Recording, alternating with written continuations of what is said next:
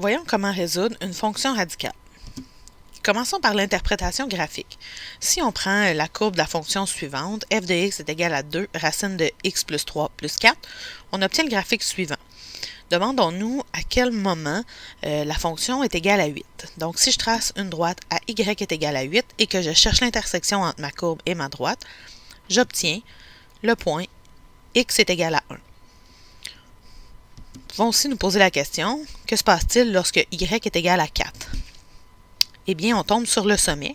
Puisque mon h est moins 3, on trouvera moins 3.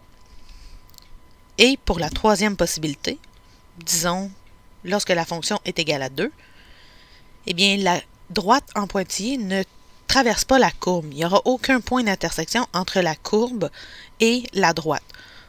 On dira donc qu'il n'y a aucune solution. Attention, on ne peut pas dire que c'est impossible. Ce serait possible dans une autre avenue, mais ici, c'est aucune solution. Que se passe-t-il quand on veut faire une résolution algébrique? Prenons notre fonction que nous avions de l'autre côté et mettons-la égale à 8. On isole comme d'habitude, soit moins 4 divisé par 2 pour obtenir racine de x plus 3 égale 2. À ce moment-ci, on arrête et on se questionne. Est-ce possible? Est-ce que je peux trouver un nombre qui racine donne 2? En fait, oui. On peut toujours, la racine peut donner un positif, mais pas un négatif. Donc, à ce moment-ci, quand on s'arrête, si c'est négatif, aucune solution. Si c'est positif, on continue.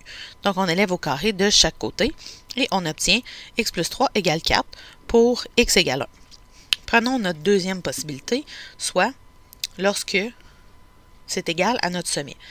On fait moins 4 divisé par 2. Quand je fais 0 divisé par 2, bien entendu, ça donne toujours 0. Est-ce possible? Est-ce que racine de quelque chose peut donner 0? Ben oui, racine de 0. Donc, je mets au carré de chaque côté. 0 au carré donne 0. Mon 3 va de l'autre côté, donc moins 3. J'obtiens donc le sommet. Et finalement, la troisième possibilité, est-ce que ça peut être égal à 2? Quand j'envoie mon 4 de l'autre côté, je me retrouve avec moins 2. Je me retrouve donc avec racine de x plus 3 égale moins 1. Est-ce possible? Non. On ne peut pas trouver un nombre réel pour lequel racine égale moins 1. On dira donc ici aucune solution.